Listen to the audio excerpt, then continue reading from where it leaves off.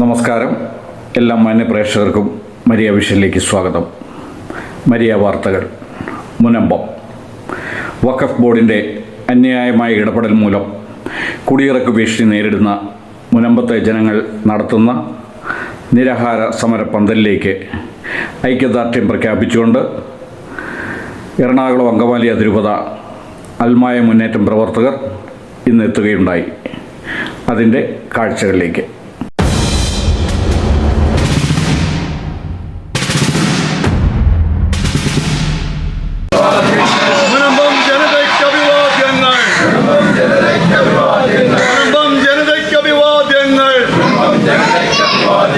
വെള്ളം പൊങ്ങിയ നേരത്ത്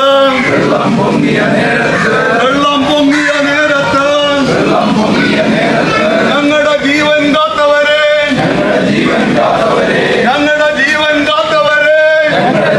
കാത്തവരെ നമ്മുടെ മക്കളും ഒന്നല്ലേ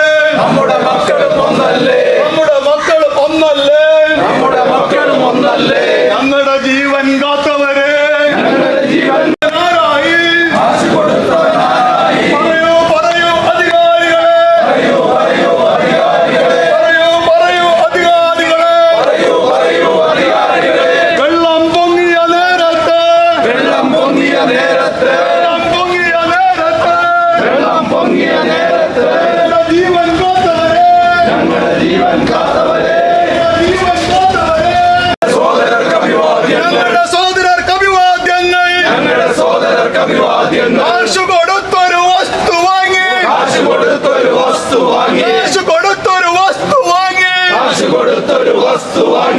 കയറി നടക്കുന്നവരെ നിങ്ങളുടെ കണ്ണീരൊപ്പാനായി വലിയൊരു കൂട്ടം എത്തുന്നു. നിങ്ങളുടെ ദുഃഖം ഞങ്ങളുടെ ദുഃഖം, നിങ്ങളുടെ ദുഃഖം ഞങ്ങളുടെ ദുഃഖം. വെള്ളം പൊങ്ങിയ നേരത്ത്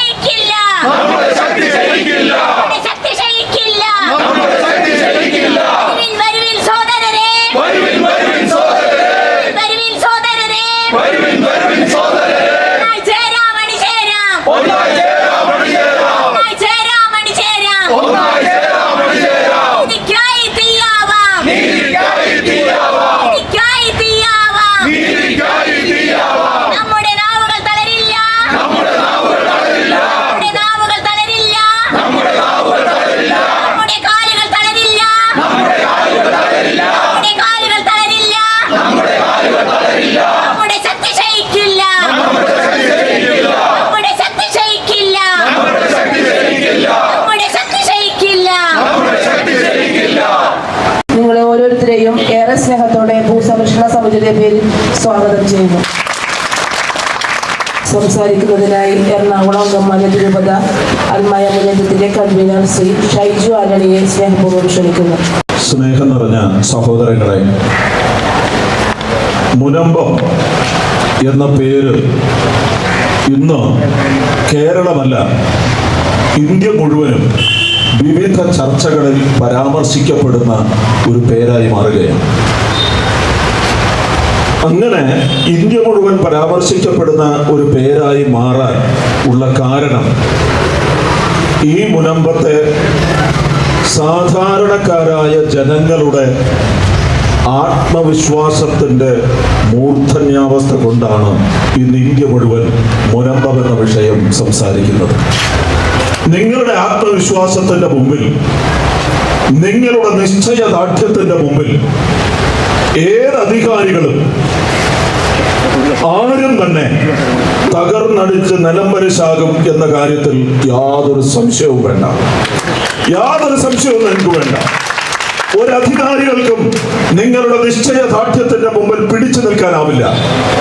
കാരണം നിങ്ങൾ വിശ്വസിക്കുന്ന ക്രിസ്തുനാഥൻ അടിച്ചമർത്തപ്പെട്ടവർക്ക് മോചനം എന്ന് പറഞ്ഞ് തന്റെ നയപ്രഖ്യാപനം നടത്തിക്കൊണ്ടാണ് തന്റെ സുവിശേഷവൽക്കരണം ആരംഭിച്ചത് തന്നെ. ബന്ധിതർക്ക് മോചനവും അടിച്ചമർത്തപ്പെട്ടവർക്ക് സ്വാതന്ത്ര്യവും എന്ന് പറഞ്ഞുകൊണ്ടാണ് അത് ആരംഭിച്ചത് തന്നെ. പ്രിയമുള്ളവരെ, ഇവിടെ നമ്മൾ ഒരു തരത്തിൽ അടിച്ചമർത്തപ്പെട്ടവരായി മാറുകയാണ്. നിങ്ങൾ ആലോചിച്ച് നോക്കണം, എവിടെയെല്ലാം അടിച്ചമർത്തപ്പെട്ട ജനത ഉറക്ക ശബ്ദിച്ചിട്ടുണ്ടോ, എവിടെയെല്ലാം അടിച്ചമർത്തപ്പെട്ട ജനത ഒറ്റക്കെട്ടായി ഒരുമയോടുകൂടി ഞങ്ങൾക്ക് സ്വാതന്ത്ര്യം വേണമെന്ന് ഉറക്ക വിളിച്ചിട്ടുണ്ടോ, അവരെല്ലാവരും വിജയം കണ്ടേ മടങ്ങിയിട്ടുള്ളൂ. ഒരു സംശയം വേണ്ട കാര്യത്തിൽ. അതാണ് നമ്മുടെ ചരിത്രം പറയുക. അതാണ് നമ്മുടെ ചരിത്രം പറയുക. അവരെല്ലാവരും വിജയം കണ്ട് മാത്രമേ മടങ്ങിയിട്ടുള്ളൂ. ആ വിജയത്തിന്റെ ഇടയ്ക്ക് ചില കുത്തിത്തിരിപ്പുകൾ നൽകാൻ ചില ആളുകൾ കടന്നു വന്നേക്കാം. പക്ഷെ അപ്പോഴെല്ലാം നമ്മൾ ഓർക്കേണ്ടത് കൃത്യമായ വിജയത്തിന് വേണ്ടിയാണ് നമ്മൾ മത്സരിക്കുന്നതെന്നാണ്. ഞാനിത് പറയാൻ കാരണം, ഈ കഴിഞ്ഞ ദിവസം ഇന്നലത്തെ ചർച്ചകളിൽ, മാധ്യമത്തിലെ ചർച്ചകളിൽ സമസ്ത എന്ന പേരുള്ള ഒരു സംഘടന അവരുടെ ഒരു നിലപാട് വ്യക്തമാക്കി. ആ നിലപാട് വ്യക്തമാക്കിയത് ഇങ്ങനെയാണ്: ഇത് വഖഫ് ഭൂമിയായി നിലനിർത്തിക്കൊണ്ട് ഇവർക്ക് വേണ്ടുന്ന സൗകര്യങ്ങൾ ചെയ്തു കൊടുക്കുമെന്നാണ്. അങ്ങനെ ഒരു സൗകര്യമല്ല വേണ്ടത്. പൂർണ്ണമായ റവന്യൂ അധികാരത്തോടുകൂടി, പൂർണ്ണമായ ക്രയവിക്രയാദി സ്വാതന്ത്ര്യത്തോടുകൂടി ഈ ജനങ്ങൾക്ക് ഭൂമി പതിച്ച് കിട്ടുന്നത് വരെ ഈ സമരം തുടരേണ്ടത് തന്നെയാണ്. അങ്ങനെയല്ല വേണ്ടത്. അല്ലാതെ വഖഫ് ഭൂമിയായി നിൽക്കുന്നു, നിങ്ങൾക്കൊരു ഔദാര്യം, അതാണ് ആവശ്യം.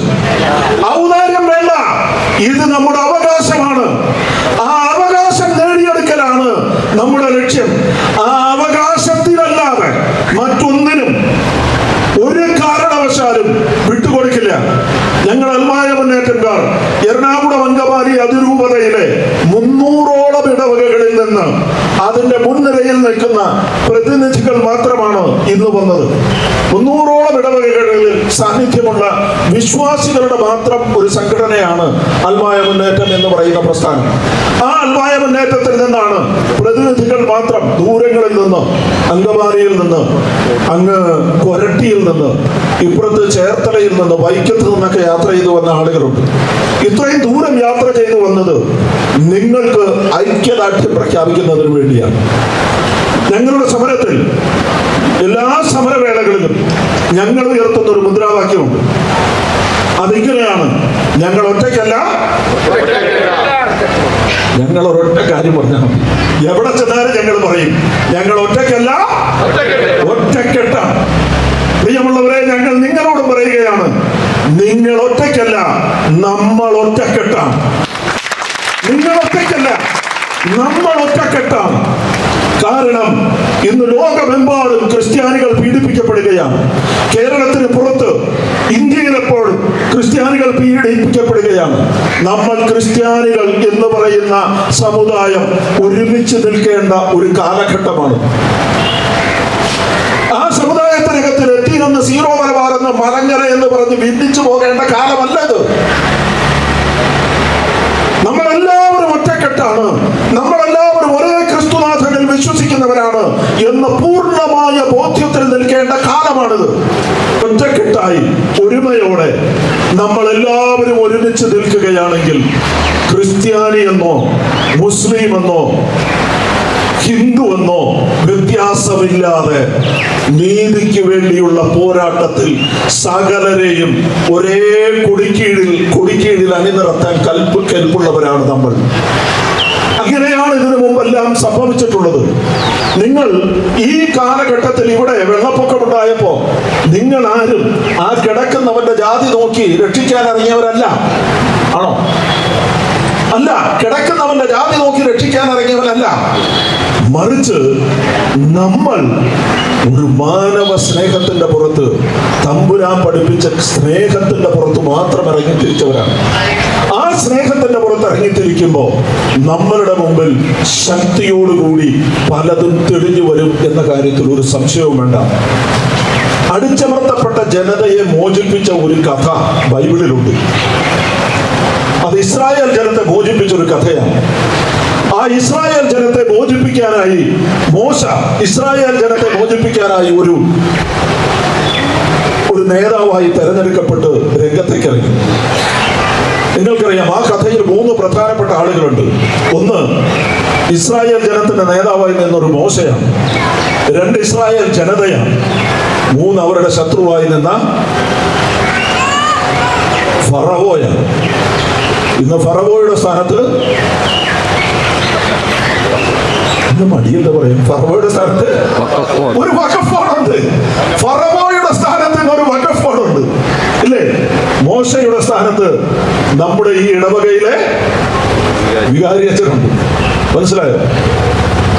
പ്രിയമുള്ളവരെ, ആധുനിക ഇസ്രായേൽ ജനതയാണ് എൻ്റെ മുന്നിൽ ഈ ഷാളിട്ടിരിക്കുന്ന മുഴുവൻ ജനങ്ങളും.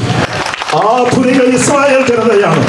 ഈ ഇസ്രായേൽ ജനതയെ മോചിപ്പിക്കാൻ വേണ്ടി തമ്പുരാൻ വേണ്ടി വന്നാൽ ചെങ്കടൽ പകുതിയാക്കും, അത്ഭുതങ്ങൾ കാണിക്കും, അടയാളങ്ങൾ കാണിക്കും. ആ മോചനത്തിന് വേണ്ടി മോശ ഫറവോയുടെ അടുക്കൽ ചെന്നപ്പോ ആദ്യം സംഭവിച്ച എന്താണെന്നറിയാമോ? ഫറവോ പറഞ്ഞു വിട്ടുതരാൻ പറ്റുകയില്ലെന്ന് പറഞ്ഞു. അവിടെ വലിയ അനർത്ഥങ്ങൾ ഉണ്ടായി. വലിയ അനർത്ഥങ്ങൾ ഉണ്ടായി കഴിഞ്ഞപ്പോ ഈ ഫറവോ ഒരു കോംപ്രമൈസിന് വന്നു. എന്തായിരുന്നു കോംപ്രമൈസ് എന്നറിയാമോ? നിങ്ങളുടെ കൂട്ടത്തിലുള്ള പുരുഷന്മാർ മാത്രം പൊക്കോട്ടെ, സ്ത്രീകളും കുട്ടികളും ആടുമാടുകളും കൂടെ നിൽക്കട്ടെ എന്നുള്ളതാണ് കോംപ്രമൈസ്. മോശ സമ്മതിച്ചില്ല. വീണ്ടും പ്രശ്നങ്ങളായി. അവിടെ വീണ്ടും അടുത്ത മഹാമാരി വന്നു. അത് കഴിഞ്ഞ് വീണ്ടും ഫറവോ വിളിച്ചിട്ട് പറഞ്ഞു, നിങ്ങളുടെ കൂട്ടത്തിൽ നിങ്ങൾ സ്ത്രീകളെ കൂടി കൊണ്ടുപോക്കോ, കുട്ടികളും ആടുമാടുകളും കൂടെ നിൽക്കട്ടെ. സമ്മതിച്ചില്ല. വീണ്ടും ചർച്ചയ്ക്ക് വന്നു. അപ്പൊ അവര് പറഞ്ഞു, നിങ്ങളും നിങ്ങളുടെ സ്ത്രീകളും കുട്ടികളും പൊക്കോട്ടെ, ആടുമാടുകളെ ഇവിടെ നിർത്തിയിട്ട് പൊക്കോ. കാരണം എന്താ പറയുക, ആടുമാടുകളുടെ സമ്പാദ്യമാണ്, ഒരു തിരിച്ചിങ്ങോട്ട് തന്നെ വരും. അതുകൊണ്ടാണ് അവരെ ഇവിടെ നിർത്തിയിട്ട് പൊക്കോ എന്ന് പറഞ്ഞു. മോശ സമ്മതിച്ചല്ലോ കേട്ടോ. അവസാന ഘട്ടത്തിൽ മോശ പറഞ്ഞു, ഒരു തുള്ളി പോലും ഇവിടെ ബാക്കി വെക്കില്ല. ഞങ്ങൾക്കുള്ളത് വേണ്ടത് മുഴുവൻ, ഞങ്ങളുടെ മുഴുവൻ അവകാശങ്ങളും തന്നേ ഞങ്ങൾ പിന്മാറും. അങ്ങനെ കുട്ടികൾ, ആടുമാടുകൾ, സ്ത്രീകൾ, അങ്ങനെ മുഴുവൻ ജനതയോട് കൂടിയാണ് ഒരു മോചനം മാത്രമാണ് ദൈവം ആഗ്രഹിച്ചത്. പ്രിയമുള്ളവരെ, നിങ്ങളുടെ മുഴുവൻ അവകാശങ്ങളും ഒരു തുണ്ടുപോലും ബാക്കിയില്ലാതെ നിങ്ങൾ പണം കൊടുത്തു വാങ്ങിയ ഭൂമിയിൽ പരിപൂർണ സ്വാതന്ത്ര്യത്തോടു കൂടിയുള്ള അവകാശങ്ങളും കിട്ടിയിട്ടല്ലാതെ ഈ സമരം അവസാനിപ്പിക്കേണ്ടി വരരുത്. അങ്ങനെ വരില്ല എന്ന് ഉറപ്പ് നൽകാൻ ഞാൻ ആഗ്രഹിക്കുകയാണ് ഈ സമയത്ത്. ഒരു കാരണവശാലും യാതൊരു വിട്ടുവീഴ്ചയ്ക്കും നമ്മൾ തയ്യാറാകാതെ കൃത്യമായ ഉദ്ദേശ ലക്ഷ്യത്തോടു കൂടി മുമ്പോട്ട് പോയാൽ ഒരു വിട്ടുവീഴ്ചയും ചെയ്യേണ്ടി വരില്ല എന്ന് മാത്രം നിങ്ങളെ ഞാൻ ഓർമ്മിപ്പിക്കാൻ ആഗ്രഹിക്കുകയാണ്. പ്രിയമുള്ളവരെ, ഒരൊറ്റ കാര്യം കൂടി പറഞ്ഞുകൊണ്ട് നിർത്താം. ഇതിനു മുമ്പുണ്ടായിരുന്ന പല സമയത്തും പല സമരങ്ങൾ, വിഴിഞ്ഞം സമരം, മണിപ്പൂർ സമരം, ഫാദർ സ്റ്റാൻ സ്വാമിയുടെ ഭരണം, അങ്ങനെ നിരവധി സംഭവങ്ങളിൽ നമ്മളെല്ലാവരും ചില സമയത്തൊക്കെ നിസ്സംഗത പാലിച്ചു. അപ്പോഴൊക്കെ ഇതേ ദുർവിധി നമുക്കും ഉണ്ടാകും എന്ന് നമ്മൾ ഒരുപക്ഷെ കണ്ടിരുന്നില്ല. ഇന്ന് നമ്മളത് തിരിച്ചറിയുകയാണ്. അതേ ദുർവിധി നമുക്കുമുണ്ടാകും. ഇനി നീതിക്ക് വേണ്ടി പോരാടാൻ വേണ്ടി ഓരോ ക്രിസ്ത്യാനിയും വിളിക്കപ്പെട്ടിരിക്കുന്നു, ഓരോ മനുഷ്യരും വിളിക്കപ്പെട്ടിരിക്കുന്നു എന്ന ബോധ്യത്തിലേക്ക് നമ്മൾ നടന്നെടുക്കേണ്ട സമയമായി. നീതിക്ക് വേണ്ടി വിശക്കുകയും ദാഹിക്കുകയും ചെയ്യുന്നവൻ ഭാഗ്യവാന്മാർ. എന്തുകൊണ്ടെന്നാൽ സ്വർഗരാജ്യം അവരുടേതാണ്. നിങ്ങൾ സ്വർഗരാജ്യത്തിന് അവകാശപ്പെട്ടവരാണ്. നീതിക്ക് വേണ്ടി വിശക്കുകയും ദാഹിക്കുകയും ചെയ്യണം. നീതിക്ക് വേണ്ടി സത്യാഗ്രഹം ഇരിക്കണമെന്ന് നമ്മളെ പഠിപ്പിച്ചത് ആരാണ്? ബൈബിളിൽ നിന്നാണ് പറഞ്ഞത്. നീതിക്ക് വേണ്ടി സത്യാഗ്രഹം ഇരിക്കണം, വിശക്കണം, ദാഹിക്കണം. നീതിക്ക് വേണ്ടി വിശക്കുകയും ദാഹിക്കുകയും ചെയ്യുന്നവർ ഭാഗ്യവാന്മാരാണ്. ഈ മുനമ്പ നിവാസികളുടെ കഥ നിങ്ങളുടെ ഒരു നൊമ്പരം. ഈ നൊമ്പരം ഒരു നിയമത്തിന്റെ ദുർവ്യാഖ്യാനം, അതിൻ്റെ അടിസ്ഥാനപരമായ കാര്യമാണ്. വഖഫ് നിയമത്തിന്റെ 97-ാം വകുപ്പ് അനുസരിച്ച് കേന്ദ്ര സർക്കാരിന്റെ പിന്തുണയോടുകൂടി സംസ്ഥാന സർക്കാരിന് വഖഫ് ബോർഡിന് കൃത്യമായ നിർദ്ദേശങ്ങൾ കൊടുക്കാം. 97-ാം വകുപ്പ് 1995-ലെ ഭേദഗതിയിലെ 97-ാം വകുപ്പ് അത് കൃത്യമായി പറയുന്നു. ആ അധികാരം സർക്കാരുകൾ ഉപയോഗിക്കാൻ തീരുമാനിച്ചാൽ നിങ്ങളുടെ പ്രശ്നങ്ങൾക്ക് ശാശ്വത പരിഹാരമുണ്ടാകും. എത്രയും പെട്ടെന്ന് നിങ്ങളുടെ മുന്നിൽ വരുന്ന മുഴുവൻ അധികാരികളും ആ അധികാരം ഉപയോഗിക്കാൻ തങ്ങളിൽ നിക്ഷിപ്തമായിട്ടുള്ള നിയമം തന്നിട്ടുള്ള അധികാരം ഉപയോഗിച്ച് അത് നടപ്പിലാക്കാനുള്ള സമ്മർദ്ദമാണ് നമ്മൾ ചെലുത്തേണ്ടത്. സാമൂഹികമായൊരു വശമുണ്ട്. അതുകൊണ്ട് നമ്മളോടൊരു കരുണ കാണിച്ചേക്കാമെന്നല്ല, നിയമപരമായ വശത്തിലൂടെ നമുക്ക് നീതി നേടിത്തരാം എന്ന ഒരു ഉദ്ദേശത്തിൽ വേണം നമ്മൾ മുന്നോട്ട് പോകാൻ.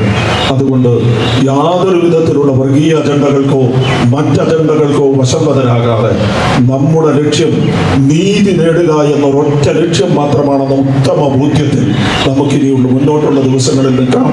നിങ്ങളോട് ഒരൊറ്റ കാര്യം മാത്രം പറയാൻ ഞാൻ ആഗ്രഹിക്കുകയാണ്. എറണാകുളം അങ്കമാലി അതിരൂപതയിൽ 6 ലക്ഷത്തോളം വിശ്വാസികളുണ്ട്. 300ഓളം ഇടവകകളുണ്ട്. കഴിഞ്ഞ ദിവസങ്ങളിൽ മിക്കവാറും എല്ലാ ഇടവകകളുടെയും പ്രതിനിധികളുടെ സെൻട്രൽ കമ്മിറ്റി യോഗങ്ങളും മറ്റ് യോഗങ്ങളും എല്ലാം ചേർന്നപ്പോൾ എല്ലാ മനുഷ്യർക്കും ഒരൊറ്റ അഭിപ്രായമാണ്: മുനമ്പം ജനതയ്ക്ക് പൂർണ്ണ ഐക്യദാർഢ്യം പ്രഖ്യാപിക്കുക. 6 ലക്ഷം വിശ്വാസികളുടെ ഐക്യദാർഢ്യം പ്രഖ്യാപിക്കാനാണ് ഞങ്ങൾ വന്നത്. മുഴുവൻ ജനതയിലെ ഒരിടവകയോ ഒരു വികാരിയോ ആരും മാറി നിന്നില്ല. എല്ലാവർക്കും ഒരൊറ്റ അഭിപ്രായം: മുനമ്പം ജനതയ്ക്ക് പരിപൂർണമായ ഐക്യദാർഢ്യം പ്രഖ്യാപിക്കണം. ഞങ്ങൾ നിങ്ങളിൽ നിന്ന് കേൾക്കാൻ ആഗ്രഹിക്കുകയാണ്. നിങ്ങളുടെ സമരത്തിന്റെ അന്ത്യമെന്താകുമെന്ന് കാണാൻ ആഗ്രഹിക്കുകയാണ്. നിങ്ങളിൽ നിന്ന് വരുന്ന ഓരോ ആശംസകളും നിങ്ങളിൽ നിന്ന് വരുന്ന ഓരോ ആഹ്വാനങ്ങളും സ്വീകരിക്കാൻ ഞങ്ങൾ തയ്യാറാണ് എന്ന് മാത്രം പറഞ്ഞുകൊണ്ട് നിങ്ങൾക്ക് പരിപൂർണമായ ഐക്യദാർഢ്യം പ്രഖ്യാപിച്ചുകൊണ്ട് നിർത്തുന്നു. നന്ദി. അടുത്തതായി സംസാരിക്കുന്നതിനായി അൽമായ മുന്നേറ്റത്തിന്റെ കോർഡിനേറ്റർ ശ്രീ ഷിജോ മാത്യുവിനെ ഏറെ സ്നേഹത്തോടെ ക്ഷണിക്കുന്നു. കേരളീയ പൊതുസമൂഹം വളരെ ജാഗ്രതയോടുകൂടി കഴിഞ്ഞ കുറേ കാലമായി വീക്ഷിക്കുകയും എന്നാൽ അതിനൊരു ശാശ്വതമായ പരിഹാരം കാണുവാൻ പൂച്ചയ്ക്ക് ആരും മണി കെട്ടും, ഞാൻ കെട്ടണോ നിങ്ങൾ കെട്ടണോ അതോ അവർ കെട്ടണോ എന്ന് ചിന്തിക്കുന്ന ഭരണാധികാരികൾക്ക് മുമ്പിൽ 35 ദിവസമായി ഈ സമരമുഖത്ത് ജനിച്ച മണ്ണിന് വേണ്ടി നമ്മുടെ പിതാമഹന്മാർ ഉറുമ്പ് വടികൂട്ടുന്നത് പോലെ കൂട്ടിയുറപ്പിച്ചതും പടുതുയർത്തിയതുമായ ഭവനങ്ങൾ സംരക്ഷിക്കുവാൻ എൻ്റെ ഭൂമി എൻ്റേതാണ് എന്ന് പറയത്തക്ക രീതിയിലുള്ള റവന്യൂ അധികാര രേഖകളെല്ലാം കൈവശമാക്കുവാൻ നടത്തുന്ന ഈ പോരാട്ടം ഇത് ഇവിടെ നിലയ്ക്കേണ്ടതല്ല. കാരണം ഇതൊരു നീതിക്ക് വേണ്ടിയുള്ള പോരാട്ടമാണ്. തീരദേശ ജനത ആകമാനം നേരിടുന്ന പല പ്രദേശങ്ങളിലും ഇങ്ങനെയുള്ള വിഷയങ്ങൾ ഉയർന്നു വരികയാണ്.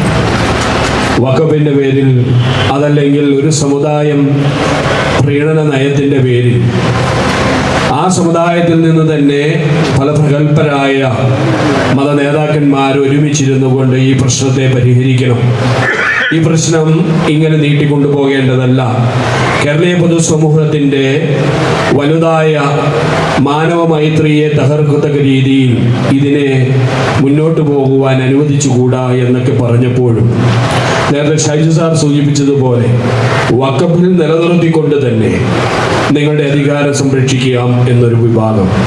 മറ്റൊരു വിഭാഗം പറയുന്നു സ്വമേധയാ അവർക്ക് അനുവദിച്ചു കൊടുക്കേണ്ടതായ ആനുകൂല്യങ്ങൾ റവന്യൂ റെക്കോർഡ് പ്രകാരം അനുവദിച്ചു കൊടുക്കുവാൻ ഞങ്ങൾ തയ്യാറാണെന്ന് പറയുന്നു. ഇതെല്ലാം പറയുമ്പോഴും ഇതിനൊരു തീർപ്പ് കൽപ്പിക്കുവാൻ സാധിക്കുന്നില്ല. അതാണ് ഏറ്റവും വലിയൊരു വിഷയം.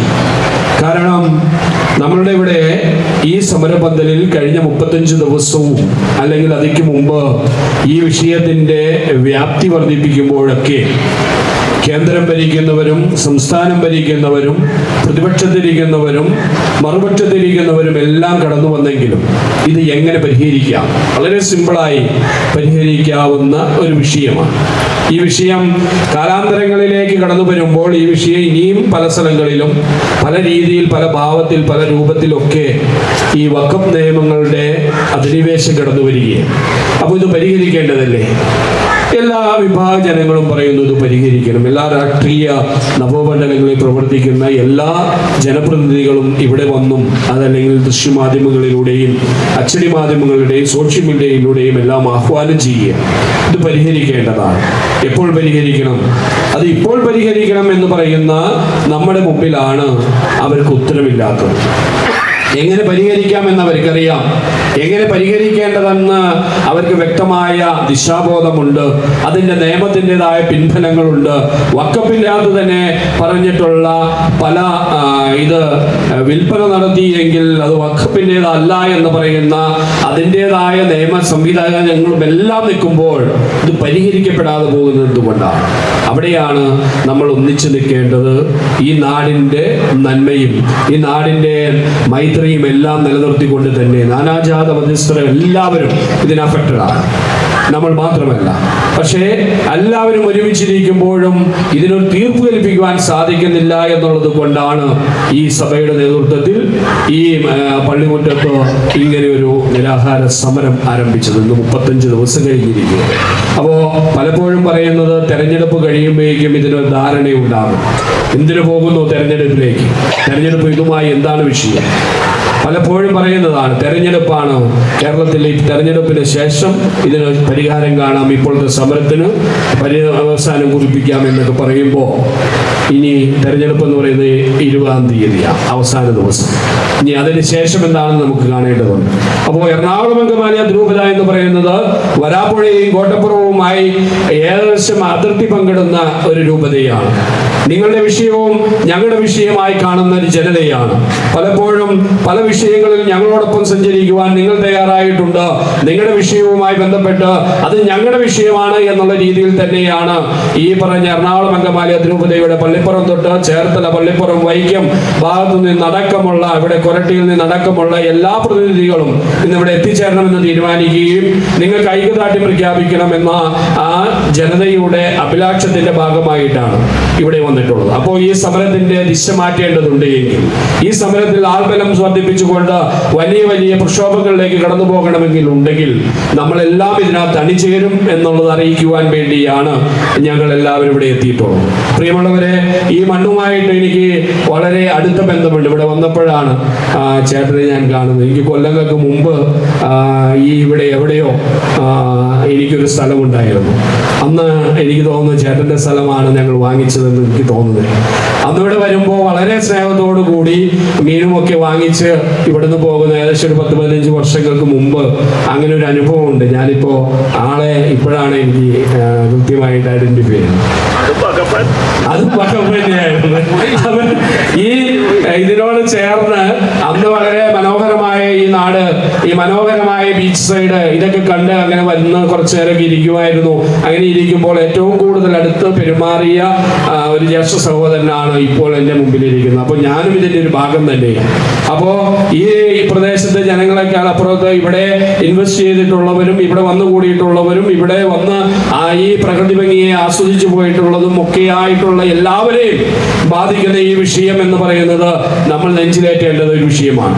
അപ്പോൾ ഈ വിഷയത്തിൽ നിങ്ങളോടൊപ്പം, നിങ്ങൾ ഈ ജനതയോടൊപ്പം നടന്നു നീങ്ങുവാൻ ഞങ്ങളുടെ എറണാകുളം അങ്കമാലി അതിരൂപത അൽമായ മുന്നേറ്റം ഉണ്ട് എന്ന് മാത്രം സൂചിപ്പിച്ചുകൊണ്ട് ഇത് ആരാണ് നടപ്പാക്കേണ്ടത്? ഇത് എല്ലാവരും പറയുന്നു. ഈ വിഷയത്തിന്റെ ചാനൽ ചർച്ചകളിൽ, സംവാദങ്ങളിലെല്ലാം എല്ലാ രാഷ്ട്രീയ പാർട്ടികളും, എല്ലാ മതനേതൃത്വന്മാരും എല്ലാവരും പറയുന്നു ഇത് തീർക്കാവുന്ന വിഷയമാണ്. എങ്ങനെ തീർക്കും?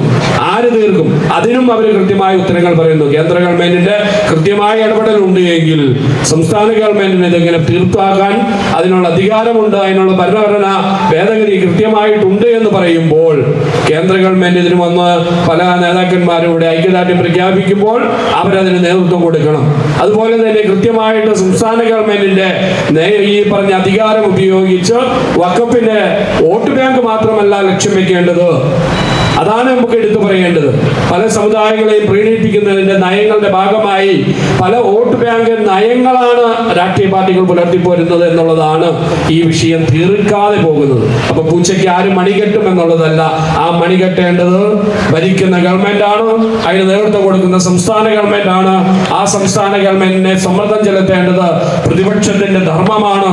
പ്രതിപക്ഷത്തിനോടൊപ്പം നിന്നുകൊണ്ട് സഞ്ചരിക്കേണ്ടത് ഈ നാനാജാതി മതസ്ഥരുടെയും എല്ലാവരുടെയും മത നേതൃത്വത്തിന്റെ ഈ പറഞ്ഞ അധികാരം ഉപയോഗിച്ച് കൃത്യമായി ഇടപെടലുകൾ നടത്തണം എന്ന് മാത്രം സൂചിപ്പിച്ചുകൊണ്ട് നിങ്ങൾക്ക് എല്ലാവർക്കും അഭിവാദ്യങ്ങൾ നേർന്നുകൊണ്ട് ആത്മായ മുന്നേറ്റത്തിന്റെ ഒരിക്കൽ കൂടി ഇനിയും ഞങ്ങൾ ഇവിടെ വരാൻ തയ്യാറാണ്. അതിന്റെ അംഗസംഖ്യ നിങ്ങൾ പറഞ്ഞാൽ എത്ര പേരും ഇവിടെ വരുവാൻ, നിങ്ങളോടൊപ്പം രാവിലെ തൊട്ട് വൈകിട്ട് വരെ ഇരിക്കണമെങ്കിൽ ഇരിക്കുവാൻ, നിങ്ങളോടൊപ്പം പട നയിക്കുവാൻ ഞങ്ങൾ ഉണ്ട് എന്ന് മാത്രം സൂചിപ്പിച്ചുകൊണ്ട് എൻ്റെ വാക്കുകൾ നിർത്തുന്നു.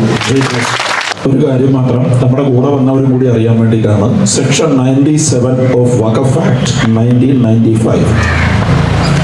The state government can issue general or specific directions to the board. ആ സെക്ഷൻ 97 പറയാണ്, the state government can issue general or specific directions to the board subject to any directions from the central government. Central ഗവൺമെന്റിന്റെ ഡയറക്ഷനോട് കൂടി state ഗവൺമെന്റിന് specific ആയ directions ബോർഡിന് കൊടുക്കാം. അടുത്ത വാചകം, the board must comply with these directions. Board ഈ directions അനുസരിക്കാൻ ബാധ്യസ്ഥരാണ്. വളരെ കൃത്യമായി നിയമത്തിൽ എഴുതി വച്ചിട്ടുണ്ട്. ആ നിയമം തരുന്ന അധികാരം എടുത്ത് സെൻട്രൽ ഗവൺമെന്റും സ്റ്റേറ്റ് ഗവൺമെന്റും ഉപയോഗിച്ചാൽ മതി. അത് ഉപയോഗിക്കാതിരിക്കുന്നു എന്നുള്ളിടത്താണ് നമ്മൾ കാണുന്ന ഈ വലിയ അപകടം. അതിന്റെ പേരിലാണ് ഈ സമരം 35 ദിവസം നീളുന്നത്. അതിന്റെ പേരിലാണ് ഇനിയും ഈ സമരം നീണ്ടാൽ നീളുന്നത്. ഇത് യഥാർത്ഥത്തിൽ പറഞ്ഞാൽ സ്റ്റേറ്റ് ഗവൺമെന്റും സെൻട്രൽ ഗവൺമെന്റും കൂടി ഒരുമിച്ച് ഒരു തട്ടിൽ അപ്പുറം ഇരുന്ന് ആലോചിച്ച്, അതിന്റെ റവന്യൂ ഡിപ്പാർട്ട്മെന്റ് ചുമതലയുള്ള ആളുകൾ അപ്പുറം ഇരുന്ന് ആലോചിച്ചിട്ട് ഒരു തീരുമാനമെടുത്ത് വഖഫിന് കൊടുത്താൽ Waqf board must comply these directions. അതനുസരിച്ചേ പറ്റൂ. അതനുസരിക്കാതെയുള്ള ഈ ഒളിച്ചുകളി, സമരം നീളുന്നത്രയും നീണ്ടുപൊക്കോട്ടെ എന്ന തരത്തിലുള്ള ഈ ഒളിച്ചുകളി, അതിൻ്റെ പുറകിൽ കൃത്യമായി മറ്റാരുടെയെങ്കിലും ചരടുവളികൾ ഉണ്ടോ എന്ന് നമ്മൾ സംശയിക്കണം. കാരണം കുറേ നാൾ സമരം ചെയ്ത് കഴിയുമ്പോൾ നിങ്ങൾ തളർന്നോടും. കുറേ നാൾ സമരം ചെയ്ത് കഴിയുമ്പോൾ ഇനി ഈ ഒരു സമരത്തിന് ബാധ്യമില്ല എന്ന് ചിലപ്പോൾ നിങ്ങൾക്ക് തോന്നിയേക്കാം. നിങ്ങളുടെ അടുത്ത തലമുറയ്ക്ക് ചിലപ്പോൾ ബുദ്ധിമുട്ടായേക്കാം. അതുകൊണ്ട് സമരം ഒന്ന് നീണ്ടുപൊക്കോട്ടെ എന്ന് വിചാരിക്കുന്ന കുറേ രാഷ്ട്രീയ നേതാക്കളുണ്ട്, കുറേ രാഷ്ട്രീയ സംവിധാനങ്ങളുണ്ട്. അവരുടെ ആരുടെയും ചൊൽപ്പടിക്ക് നമ്മൾ നിന്നു കൊടുക്കരുത്. നിർബന്ധ ബുദ്ധിയോടുകൂടി ഈ അധികാരം, നിയമത്തിൽ പറയുന്ന ഈ അധികാരം ഉപയോഗിക്കണമെന്ന് നിങ്ങൾ ആവശ്യപ്പെടണമെന്ന് മാത്രം ഇതിന്റെ സമരസമിതി ഭാരവാഹികളോട് താഴ്മയായി അഭ്യർത്ഥിക്കുകയാണ്. ഇപ്പോഴാണ് മനസ്സിലാക്കിയത് നമ്മുടെ ക്രൈസ്തവ സഭയ്ക്കായാലും മറ്റുള്ള സഭയ്ക്കായാലും ഒത്തിരി സംഘടനകളൊക്കെ ഉണ്ടെന്ന് മനസ്സിലാക്കിയത് ഞങ്ങൾ ഈ ദിവസങ്ങളിലൊക്കെയാണ്, ഈ 35 ദിവസം കൊണ്ട്. അതുമാത്രമല്ല, എനിക്ക് തോന്നുന്നത് എൻ്റെ ഓർമ്മയിൽ ഇത്രയും സംഘടിതമായി എല്ലാ സംഘടനകളും എല്ലാ കൂട്ടായ്മകളും ഒരുമിച്ച് വന്ന ഒരു സമരം വേറെ ഉണ്ടാവില്ല. അത്രയും എല്ലാ സംഘടനകളും മുൻപത്തിനോടൊപ്പം തന്നെ ഉണ്ട്. ഞാനിവിടെ വരുന്നവർ എല്ലാവരോടും പറഞ്ഞൊരു കാര്യം, ഇന്നും ഞാൻ നാളെ നീ എന്നാണ്. ഈ മുനമ്പത്തിന്റെ സമരം നമ്മുടെ രാജ്യത്തിന് കൂടി വേണ്ടിയാണ്. മുനമ്പം തോറ്റാൽ ഭാരതം തോറ്റു എന്നാണ്. അപ്പൊ അതുകൊണ്ട് തന്നെ ഈ സമരത്തിന് യാതൊരു കോംപ്രമൈസ് ചർച്ചകൾക്കും മുനമ്പംകാർ തയ്യാറുമല്ല. അപ്പോൾ മുനമ്പം ജയിക്കണമെന്നാണ്, മുനമ്പം ജയിക്കണം, അതോടൊപ്പം ഭാരതം ജയിക്കണം എന്നാണ് ഞങ്ങളുടെ ആഗ്രഹം. അപ്പോൾ ചിലപ്പോൾ അതിന് വേണ്ടിയിട്ട് ഞങ്ങൾക്ക് ഇപ്പോൾ തന്നെ ഭീഷണികളൊക്കെ തുടങ്ങിയിട്ടുണ്ട്. അപ്പോൾ ഏകദേശം ഞങ്ങൾ ആരെങ്കിലൊക്കെ കൊഴിഞ്ഞു പോകാനൊരു ചാൻസും കാണുന്നുണ്ട്. അപ്പോൾ അതുകൊണ്ട് തന്നെ ഞങ്ങൾ ജീവൻ കൊടുത്തിട്ടായാലും ഭാരതത്തിന് വേണ്ടി, മുനമ്പത്തിന് വേണ്ടി മാത്രമല്ല ഭാരതത്തിന് വേണ്ടി കൂടിയാണ് ഞങ്ങളുടെ ഈ സമരം.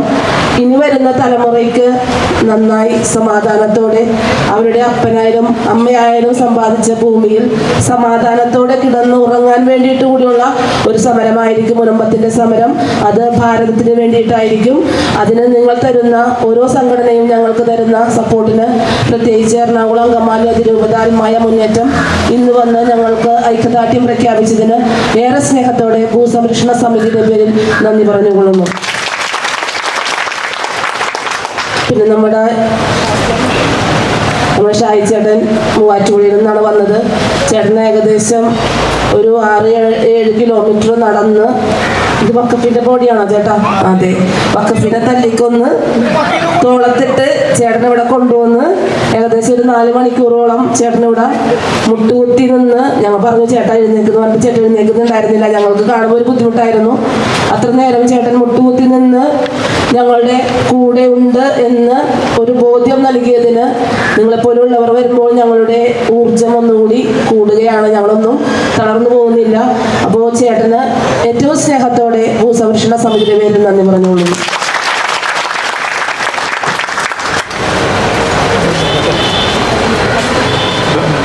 ചേട്ടാ നിങ്ങൾ പറയാണ്ട് പറയും ചേട്ടാ.